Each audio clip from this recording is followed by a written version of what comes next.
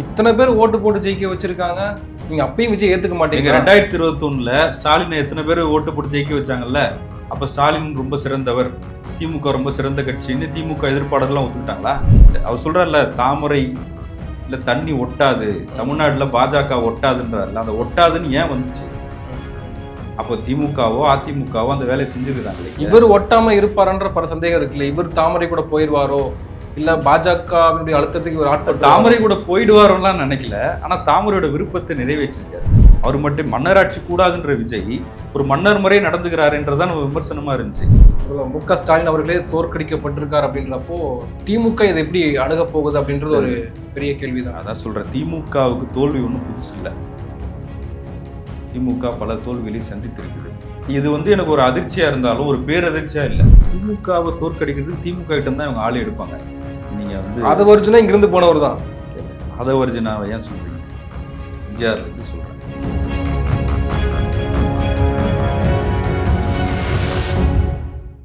South beat அன்பு உறவுகளுக்கு வணக்கம். நான் ஃபெலிக்ஸ் இன்பவொளி. நான் ஸ்ரீ பாலாஜி. தேர்தல் முடிவுகள் மிகவும் எதிர்பார்க்கப்பட்ட ஒரு தேர்தல். ஏன்னா புது வரவாக தவைக்க தலைவர் விஜய் அவருடைய என்ட்ரி, விசில் சின்னம் இதெல்லாம் இருந்தது. ஆனால் தேர்தலினுடைய கருத்து கணிப்புகள், அது முந்தைய கருத்து கணிப்புகளாக இருக்கலாம், பிந்தைய கருத்து கணிப்புகளாக இருக்கலாம். ஆனால் எதுவுமே இதுதான் வரப்போகுது அப்படிலாம் சொல்லலை. எல்லாருமே ஒரு குழப்பத்தில் தான் இருந்தாங்க. இந்த முடிவுகள் நம்ம எப்படி பார்க்கறது, மக்கள் எப்படி இதை பார்க்கணும்? தேர்தல் கருத்து கணிப்புகளை பொறுத்த வரைக்கும் எந்த கருத்து கணிப்புகளையும் நம்ம நம்பலை. நம்ம சேனல்லே ஏதோ ஒரு தலைப்பு வச்சுருந்தோம், குழப்பமான எக்ஸிட் போல் அப்படின்னு வச்சதுக்கே நீங்கள் சொன்னீங்க பல பேர் அதிர்ச்சியாக சொல்கிறாங்க, நம்ம சேனலில் கமெண்ட் பண்ணுறாங்க அப்படின்னு சொல்லி. ஏன்னா எனக்கு அது தோணுச்சு. நான் ஒரு உதாரணம் சொல்கிறேன், பர்சனலாக இதை சொல்கிறேன். நான் என் வீடு செங்கல்பட்டில் இருக்கிறதுனால டெய்லி சென்னைக்கு வந்துட்டு போகிறேன். அன்னைக்கு தேர்தல் முந்தைய தினம், அது வரைக்கும் ட்ரெண்ட் வேறு மாதிரி தான் இருந்துச்சுன்னு நினைக்கிறேன். அது முந்தைய தினம் கிளாம்பாக்கத்தை தாண்டி நான் போகும்போது, கிளாம்பாக்கம்னு இல்லை, இங்கே மதுரவாயிலேருந்தே அந்த க்ரௌடு ஸ்டார்ட் ஆகிடுச்சு. அப்போ நான் வீட்டுக்கு போகிறதுக்கே ரொம்ப நேரம் ஆச்சு, பல மணி நேரங்கள் ஆச்சு. அந்த க்ரௌடில் மக்களை நான் டிராஃபிக்கில் நிற்கும் போதே அவங்களோட உற்சாகம் இருக்குல்ல, குழந்தை எல்லாம் தூக்கிட்டு காரில் ஃபேமிலி பொங்கலுக்கு தீபாவளிக்கு இல்லாத ஒரு கூட்டம் இருந்துச்சு. எல்லா கூட்டம் இருந்துச்சு. ஸோ அவங்ககிட்ட நான் பேசிகிட்டே போகும்போதே எனக்கு ஒரு விஷயம் தெரிஞ்சுது. அப்போ ஏதோ ஒன்று நடக்க போகுதுன்னு. அடுத்த நாள் பார்த்தீங்கன்னா ஃப்ளைட்டை பிடிச்சி வராங்க, வெளிநாடுகள்லேருந்து தான் ஓட்டு போடுறாங்க அப்படின்லாம் கேள்விப்படும் போது, சரி அப்போ எலெக்ஷன் வரைக்கும் நம்ம பொறுத்திருப்போம், ஏதோ ஒன்று நடக்க போகுது அப்படின்னு. நம்மளோட விருப்பம் என்ன வேணா இருக்கலாம், அதை தாண்டி மக்கள் சக்தின்றது ஒரு மாபெரும் சக்தி. அவங்க முடிவு தான் முக்கியமானது. நான் உங்ககிட்டே கூட சொன்னேன், ஒரு 10 நாட்களாக நீங்கள் அவசரப்படாதீங்க, நம்ம வெயிட் பண்ணுவோம், நல்லா இந்த இதையை பார்த்துக்குவோம் அப்படின்னு நான் சொன்னேன். ஏன்னா எனக்கு ஒரு விதமான தயக்கம் இருந்துகிட்டே தான் இருந்துச்சு. விஜய் ஃபேக்டர் அப்படின்றது பெரிய அளவில் இந்த எலெக்ஷனில் ஒர்க் அவுட் ஆகிருக்கு. இனிமே கருத்து கணிப்புகள்லாம் எப்படி நம்புறதுன்னு தெரில, அதை எப்படி இனிமேல் எடுப்பாங்களான்னு கூட எனக்கு தெரியல. ஆனால் இதில் ஆக்சிஸ் மை இந்தியான்ற ஒரு கருத்து கணிப்பு மட்டும் தவேக்கா இந்த இடத்துக்கு வருவாங்கன்னு அவங்க சரியா கணிச்சாங்க. அதுவுமே கூட கணிச்சிருக்கலாம். அவங்க முந்தைய கருத்து கணிப்புலாம் வேற மாதிரி சொல்லியிருக்காங்க, வேற மாதிரி நடந்திருக்கு, அதெல்லாம் நம்ம பார்க்குறோம்ல. கருத்து கணிப்புலாம் தாண்டிங்க மக்கள் ஒரு முடிவு எடுத்துட்டாங்கன்னா அதை செய்து காட்டுவாங்கன்னு ஒன்று இருக்குல்ல. இல்லை, முற்றிலுமா திராவிட சக்திகள் வேண்டாம், திராவிட கட்சிகள் வேண்டாம் நினைச்சிருந்தா 62 இடங்களை திமுக பிடிச்சிருக்கு, 43 இடங்களை ஏடிஎம்கே பிடிச்சிருக்கு. அப்போ முற்றிலுமாக யாரும் திராவிட கட்சிகளே வேண்டாம், இவங்க வேண்டாம்னு சொல்லலை இல்லையா? திமுக எதிர்பார்த்ததை விட அதிமுக ஒன்று எதிர்பார்த்ததை விட வேற ஒன்று நடந்திருக்கு இல்லையா? இப்போ அதுக்கு இதுக்கு ஒரு பெரிய ஃபேக்டர் இல்லை. விஜய் விஜய் எங்கள் அண்ணன் வரணும், எங்கள் தம்பி வரணும், விஜய்க்கு ஒரு வாய்ப்பு கொடுக்கலாம் அப்படின்ற ஒரு விஷயம் இருக்குல்ல. புதுசாக ஒருத்தர் வராரு, அவருக்கு வாய்ப்பு கொடுப்போமே. இல்லை, எலெக்ஷன் மேனிஃபெஸ்டோ இந்த இடத்துல ப்ளே பண்ணிருக்கு நீங்க பாக்குறீங்களா? 6 சிலிண்டர் கொடுப்போம், 2500 ரூபா, அதெல்லாம் ப்ளே பண்ணியிருக்கலாம், அதெல்லாம் ஒரு ஃபேக்டராக இருந்திருக்கலாம். ஏன்னா விஜய் சொன்னாரு, திராவிடமும் தமிழ் தேசியமும் என் இரு கண்கள் அப்படின்னு சொன்னாரு. இந்த தமிழ்நாட்டின் அரசியல் என்னவோ அதற்கேற்ற மாதிரி தான் அவர் கொள்கை இருக்கா இல்லையான்னு தெளிவுபடுத்தல. பெரியார் படம், அம்பேத்கர் படம், ஒரு அடையாளத்துக்காக அதெல்லாம் அவர் பயன்படுத்தி அந்த ரூட்ல தான் அவர் போனாரு. அதை தாண்டி இந்த திட்டங்கள் இருக்குல்ல, அந்த தேர்தல் வாக்குறுதிகள் இருக்குல்ல, அதெல்லாமா கூட வந்து திமுகவை காப்பி அடிச்சுதானே சொன்னாரு. ம், ம், இன்னும் அவர் புதுசாலாம் சொல்ல. ஒரு 2500 கொடுப்பேன். ம், பெண்கள் வந்து விடியல் பயணம் வந்து நீங்க எந்த பேருந்துல வேணாலும் போலாம் அப்படின்னு அதை ம். எக்ஸ்டெண்ட் பண்றதா சொன்னாரு தவிர, அவர் ஒண்ணும் புதுசா அ சொல்லிடல. அதனால அவரு திராவிட கட்சிகள் வேண்டாமா அப்படின்னு மக்கள் நினைச்சாங்களா? அப்படின்றதெல்லாம் எனக்கு பெருசா தோணல. இல்ல சில பேர் இப்போ கழகங்கள் இல்லா தமிழ்நாட்டை வந்து தமிழக வெற்றி அதாவது கழகம். கழகங்கள் இல்லா தமிழ்நாடு வரணும்னு விரும்புறாங்கல்ல, அவங்க இந்த வெற்றியை கொண்டாடுவாங்க. ம், பல பேருக்கு ஒரு எதிர்பார்ப்பு இருக்கும். திமுக தோத்துறாதா? ம், அதிமுக வந்து காலி ஆயிடாதா? அப்படின்ற ஒரு அந்த திமுக, அதிமுக தான் அரசியலா? வேற ஒண்ணும் இல்லையா? அப்படின்னு ம், பல நாளா வந்து ம், சில அறிவுஜீவிகள், இன்டெலெக்சுவல்ஸ்லாம் வந்து எதிர்பார்த்துக்கிட்டே இருக்காங்கல்ல. ம். அவங்களுக்கு இது ஒரு பெரிய இல்ல சாதிகளை கொண்டாட்டமா கடந்து இருக்கும். விஜய் ஓட்டு வாங்கியிருக்காரு. இல்ல தமிழ்நாடு அப்படிதாங்க இருக்கும். ம், எம்ஜிஆர் என்ன ஜாதின்னு யாருக்காவது தெரியுமா? ம், ம், ஜெயலலிதா வந்து ஒரு ஜாதியை சேர்ந்தவங்க தான். வெளிப்படையாவே அத சொன்னவங்க தான். ம், ரொம்ப சிறுபான்மையா இருக்கிற ஒரு ஜாதி தானே அது. ம், அவங்க எப்படி முதலமைச்சர் ஆனாங்க? ஜாதிய பார்த்துலாம் வந்து இவங்க முதலமைச்சர் ஆவாங்கன்னா, தமிழ்நாட்டு மக்கள் அப்படிலாம் யோசிக்க மாட்டாங்க. எங்க அண்ணன்னு விஜய் நினைக்கிறாங்க. ம், அதனால கூட வந்து இது சாத்தியமாயிருக்கலாம். ஏன்னா எத்தன தொகுதியில வேட்பாளர்கள் உங்களுக்கு தெரியும். எனக்கு ம், தெரியும். ம். நம்மளே லிஸ்ட்ட வச்சு பேர இல்ல இது பார்க்குறோம். அறியாமல் வாக்கு போட்டுட்டாங்க. இவ்ளோ தற்குறிகளா இருக்காங்க தமிழ்நாட்டுல. அப்படின்ற அந்த விமர்சனங்கள் இருக்குல்ல. இப்ப திமுக தரப்புல இருந்து பேசுறவங்க எல்லாம் வந்து இவ்ளோ பேர் அறியாமல இந்த போய் வாக்கு விமர்சனங்கள்லாம் செலுத்திட்டாங்க. நம்ம இந்த நேரத்துல பேச வேண்டியதில்ல. மக்கள இன்னும் அரசியல்படுத்தணும். ம், ஒரு சினிமா மோகத்திலிருந்து அவங்கள வெளிய கொண்டு வரணுன்றலாம் நம்ம செய்ய வேண்டிய வேலைகள் நெறைய இருக்கு. இந்த எலக்ஷன் அதான் உணர்த்துது. கருத்தியல் ரீதியா இடதுசாரி சிந்தனையோட செயல்படுறவங்களுடைய வேலை வந்து இன்னும் அதிகரிச்சிருக்கு.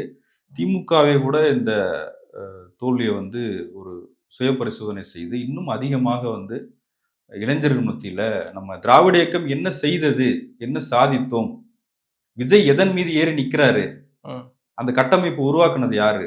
ம், அப்படின்றத வந்து நம்ம எடுத்து சொல்ல வேண்டிய அவசியம் இருக்கு இளைஞர்கிட்ட. அவர் சொல்றார்ல, தாமரை இல்ல தண்ணி ஒட்டாது. ம், தமிழ்நாடுல பாஜக ஒட்டாதுன்றார்ல. அந்த ம், ஒட்டாதுன்னு ஏன் வந்துச்சு? ம், ம்.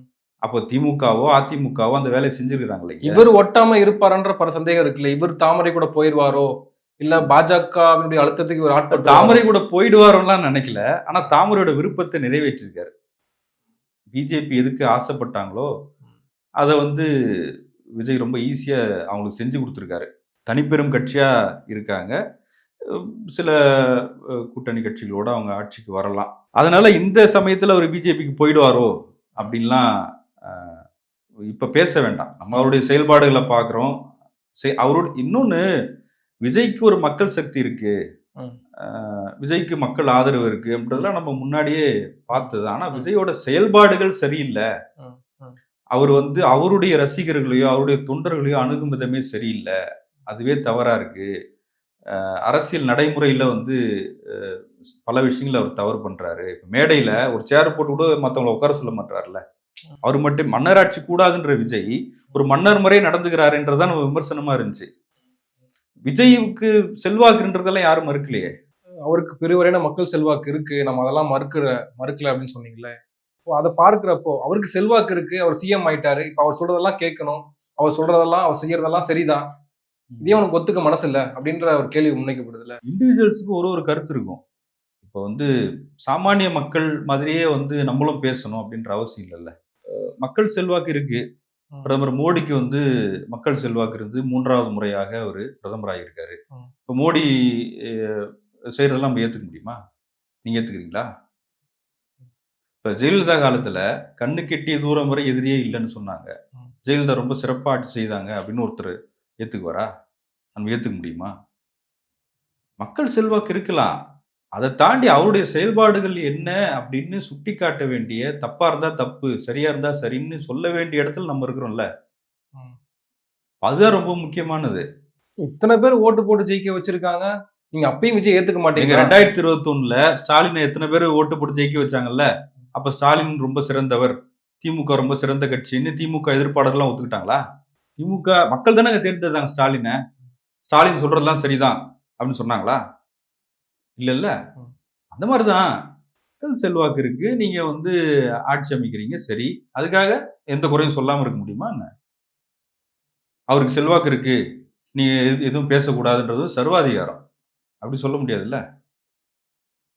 அவரவர் ஒரு சுதந்திரம் இருக்கு. ஒரு ஜர்னலிஸ்ட்டா என்னுடைய பார்வைய பதிவு பண்றதுக்கு எனக்கு சுதந்திரம் இருக்கு. அத நம்ம செய்யணும்ல. சமூகத்தை குறித்த ஒரு அக்கறை இருக்கு. நம்ம அதை பேசித்தானே ஆகணும். இல்ல விஜயை கேள்வி கேட்டாலே இவன் திமுக ஆதரவாளர் 200 அதனால என்ன? அதனால என்ன? பழமை இங்க கேள்வி கேட்டா சங்கின்னு சொல்லுவாங்க, அங்க கேள்வி கேட்டா ஊப்பின்னுவாங்க. நம்ம சேனல் கமெண்ட்லயே வந்து சில பேர்லாம் இவன் தாவேக்கா ஆதரவாளர் மாதிரி இருக்கான் அவன் கேள்வி தாவேக்கா கேட்கிற கேள்வி எல்லாம் பார்த்தா தாவேக்கா ஆதரவாளர் மாதிரி கேள்வி மக்கள் அப்படிதான் முடிவு பண்ணுவாங்க. அது சாமானிய மக்கள் நம்ம வந்து அவங்க கிட்ட போய் ஒன்னொன்றுக்கு விளக்கம் சொல்ல முடியாதுல்ல. இவன் திமுகவா தான் இருப்பான், அதிமுகவா இருப்பான், பிஜேபியா இருப்பான். இது ஒண்ணா இருந்தா என்ன? நம்ம ஒரு கேள்வி கேட்கிறோம், அந்த கேள்விக்கு பதில் சொல்லணும் ஒருத்தர். அந்த இடத்துல நம்ம இருக்கிறோம், அவ்வளவுதான். நம்ம எதுவா வேணா இருக்கலாமே, என்ன இப்ப? பட் ஆனா அதையும் தாண்டி இந்த எலெக்ஷன்ல வந்து ஒரு முக்கியமான விஷயம் என்னன்னா, திரு மு.க. ஸ்டாலின் அவர்கள் தோல்வியை சந்திச்சிருக்கிறாரு அப்படின்றதுதான் வந்து அது பர்சனலா எனக்கே. விஜய் ஜெயிப்பாரான்னு கேட்டீங்க, இன்னைக்கு ஸ்டாலினே தோற்கடிக்கப்பட்டிருக்காரு விஜய். இல்ல அதான் இப்ப ஸ்டாலின் வெறுப்பு, திமுக வெறுப்பு அப்படின்ற ஒண்ணு இருக்குல்ல. திமுக ஒரு தீய சக்தி அப்படின்னு ஒரு பாஜகவோட வாய்ஸை கொண்டு வந்து ரொம்ப ஈஸியா மக்கள்கிட்ட கொண்டு போய் சேர்த்திருக்காரு அவரு. திமுக தீய சக்தி யாருக்கு? பிஜேபிக்கு. அது விஜயே சொல்றாரு, அது இப்ப செஞ்சிருக்காரு. ஸ்டாலின் வெறுப்பு, இந்த திமுக வெறுப்புன்றது ரொம்ப ஆழமா மக்கள்கிட்ட கொண்டு போய் சேர்த்திருக்காருன்னு நினைக்கிறேன் நான். அது ஏன்னா அவர் வந்து பிஜேபி எந்த இடத்துல விமர்சிக்கல. பிரதமர் மோடிலாம் ஒரு 2-3 இடத்துல தான் சொன்னாரு. ஒன்றிய அரசு குறித்து எதுவும் பேசல. ஒன்றிய அரசு திட்டங்கள் குறித்தும் ஒரு பெரிய அவரு ஃப்ரேம் பண்ணது எல்லாமே எனக்கு போட்டி திமுக, ஸ்டாலின் சார் என் மேல பழி போடாதீங்க அப்படின்றது. சிலர் வருத்தப்படுறது இருக்குல்ல. இப்போ கொளத்தூர் தொகுதியில வந்து மு.க. ஸ்டாலினை விட யாராவது சிறப்பா பண்ணிட முடியுமா? இல்ல இந்த ஆட்சியில அது கொஞ்சம் நானே சொல்றேன், நானே வருத்தப்படுறேன் அதுக்கு. ஏன்னா வந்து ஒரு பத்திரிகையாளரா நான் ஒரு கேமராமேன்ல இருந்து வளர்ந்து வந்தேன்ல. அப்ப அவரோட ஃபீல்டு ஒர்க் எப்படி, ஒரு விஷயம்னா எப்படி போய் டக்குன்னு நிப்பாரு அப்படின்ற. இப்போ இன்னைக்கு நீங்க பாத்துடலாம், இந்த 5 வருஷம் ஆட்சியில ஒரு மழை வெள்ள பாதிப்பா இருக்கலாம், ஒரு புயல் பாதிப்பா இருக்கலாம். கரூர்ல நடந்த அந்த சம்பவத்துக்கு அன்னைக்கு இரவு போனார்ல. ஒரு ஃபீல்டு ஒர்க்ல வந்து ஸ்டாலின் வந்து ஒரு மாஸ்டர் அவர். அதை அவருடைய கலைஞர் சொல்ற மாதிரி அவர் வந்து உழைப்பு உழைப்பு உழைப்பு அதுதான் ஸ்டாலின் அப்படின்னு சொல்ற மாதிரி அவர் மிகப்பெரிய ஒரு உழைப்பாளி. அவரு களத்துல அவருடைய செயல்பாடுகள் நம்ம பார்த்துருக்கிறோம்.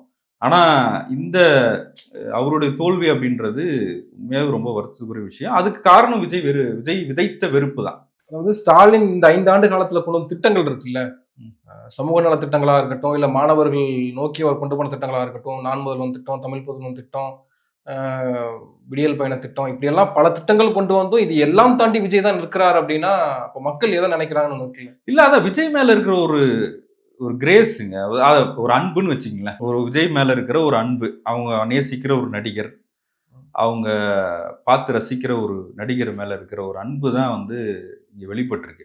அதை தாண்டி விஜய் பேசுற கொள்கைகள், அவர் முன்வைக்கிற வாக்குறுதிகள் அதெல்லாம் வந்து அடுத்த கட்டம் தான் நினைக்கிறேன். ஏன்னா முக்கியமான சில அமைச்சர்கள், அதிமுகவின் முன்னாள் அமைச்சர்கள் எல்லாருமே வந்து தோல்வியை சந்திச்சிருக்கிறாங்க. அப்போ வந்து விசில் அப்படின்ற ஒரு ஃபேக்டரி டிஆர் தோற்கடிக்கப்பட்டிருக்காரு, டிஆர்பி ராஜா தோற்கடிக்கப்பட்டிருக்காரு. ஆமா ஆமா. இப்ப இன்னொன்னு சின்ன பசங்கக்காக ஓட்டு போட்டது இருக்குல்ல. இப்ப நீங்களே சொன்னீங்க உங்க வீட்டுல எங்க பாட்டி வந்து என் பேத்தி சொல்லிட்டா அதனால நான் வந்து போட்டுருவேன் அப்படின்னு சொல்றாங்க அப்படின்னு. அப்படி ஓட்டு போட்டவங்க நிறைய பேர். இன்னொன்னு நம்ம ஓட்டு போடணும், போட்டே ஆகணும், விட்டுறக்கூடாது அப்படின்ற ஒரு விஷயம் இருக்குல்ல. அது ஏன் இதுக்கு முந்தைய எலெக்ஷன் இல்ல, அதுக்கு முன்னாடி எலெக்ஷன்ல ஏன் இல்ல அப்படின்ற ஒரு பெரிய கேள்வி. அது திமுக அதிமுகவினுடைய தோல்வி எடுத்துக்கலாமா? மக்கள் அரசியல் படுத்துறது இல்ல, ஓட்டு போடுறதுனுடைய முக்கியத்துவம் என்ன அப்படின்றது ஒரு நடிகர் வந்து தான் கத்துக் கொடுக்கணுமா? இல்லங்க, அவரு மேல இருக்கிற அன்புன்னு சொல்றேன் நானு. அவரே நிக்கிறாரே, நான் போடலன்னா எப்படின்னு சொல்றது, அந்த இந்த அவரேன்ற ஒரு விஷயம் இருக்குல்ல, அதை நீங்க எப்படி விளக்க முடியும் சொல்லுங்க? ஒருத்தர் போய் புரிய வைக்க முடியுமா? அவரை அரசியல் படுத்த முடியும் நீங்க நினைக்கிறீங்களா? திராவிட இயக்கம் என்னென்னலாம் செஞ்சிருக்குது, கல்விக்காக என்ன செஞ்சிருக்குது, கல்வியில தமிழ்நாடு எல்லாத்துலயும் முதன்மை மாநிலமா இருக்குன்னு நம்ம சொல்றோம். அதுக்கு யார் காரணம்? இப்ப இந்த 5 வருஷ திமுக ஆட்சியிலேயே பல விஷயங்கள்ல கல்வி ஆனாலும் சரி, பொருளாதார அடிப்படையிலும் சரி, தமிழ்நாடு வந்து முன்னிலை வகிக்குன்னு நம்ம சொல்றோம். இப்ப அதெல்லாம் எடுத்து சொல்லி அவரை வந்து அரசியல் படுத்த முடியும்னு நினைக்கிறீங்களா? ஒரு விஜய்க்காக என்ன வேணாலும் செய்வேன், என் உயிரை கூட கொடுப்பேன் எங்க அண்ணனுக்குன்னு சொல்ற ஒரு இளைஞர்கிட்ட போய் இதெல்லாம் பேசி நீங்க அரசியல் படுத்த முடியும்னு நினைக்கிறீங்களா? பட் ஆனா நம்ம செய்ய வேண்டிய வேலை இருக்கு. அது எவ்வளவு பெரிய சவால் நிறைந்ததுன்றதுக்காக நான் சொல்றேன். முதலமைச்சர் வேட்பாளராக நின்ற முதல்வர் மு க ஸ்டாலின் அவர்களே தோற்கடிக்கப்பட்டிருக்கார் அப்படின்றப்போ திமுக இதை எப்படி அணுக போகுது அப்படின்றது ஒரு பெரிய கேள்விதான். அதான் சொல்றேன், திமுகவுக்கு தோல்வி ஒன்றும் புதுசு இல்லை. திமுக பல தோல்விகளை சந்தித்திருக்குது. இது வந்து எனக்கு ஒரு அதிர்ச்சியா இருந்தாலும் ஒரு பேரதிர்ச்சியா இல்லை. திமுக வந்து எம்ஜிஆர் கிட்ட தோல்வி சந்திச்சிருக்கிறாங்க, செல்வி ஜெயலலிதா கிட்ட தோல்வி சந்திச்சிருக்கிறாங்க. ஸ்டாலினும் தோற்கடிக்கப்பட்டிருக்கார் கடந்த காலங்கள்ல. அவர் 3 தோல்வி அடைஞ்சதா கூட நம்ம இல்ல, பார்க்கலாம். அவர் சட்டமன்ற, அதாவது அவரு எம்எல்ஏ எலெக்ஷன் நிற்கும் போது அவர் தொகுதியில ஒரு 2 முறை அவரே தோல்வியை சந்திச்சிருக்கிறாரு. ஆனா இப்போ முதலமைச்சரா இருந்து கோவிட் டைம்ல வந்து அவருடைய செயல்பாடு இருக்குல்ல, அதெல்லாம் வந்து யாரும் மறுக்க முடியாது.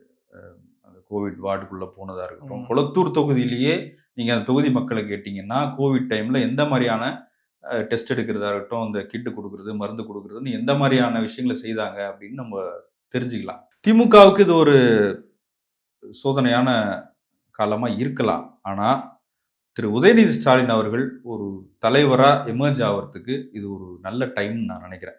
பாஜகவுக்கு ஒரு பெரிய தடையா இருந்தது திமுக தமிழ்நாட்டில் நீண்ட காலமாக. திமுக கூட இதுக்கு முன்னாடி கூட்டணி எல்லாம் வச்சிருக்கிறாங்க அப்படின்னு சிலர் சொல்லுவாங்க. ஆனால் விஜய் கேம்பெயின் பண்ணதே பாஜகவும் திமுகவும் மறைமுக கூட்டணியில் இருக்காங்க அப்படின்றதானே அவர் சொன்ன கேம்பெயின். அது பலரும் சொல்லுவாங்க. விஜயா புதுசா சொல்றாரா என்ன? விஜய் திமுக எதிர்ப்பாளர்கள் என்ன சொல்றாங்களோ அது விஜய் சொல்றாரு. திமுகவை விரும்பாதவங்க திமுகவும் பாஜகவும் ஒண்ணுதான். நம்ம பேட்டி எடுக்கிற பல பேர்கிட்டயே நம்ம பேசியிருக்கிறோம், கேட்டிருக்கிறோம். திமுகவை விரும்பாத இன்டலெக்சுவல்ஸ் வந்து என்ன சொல்லுவாங்க, திமுகவும் பாஜகவும் ஒண்ணுதான், நீங்க ஒன்னா பாருங்க, கூட்டணி வச்சிருவாங்க பாருங்க அப்படின்லாம் பேசுவாங்க. அந்த கருத்தை தான் விஜய் சொல்றாரு.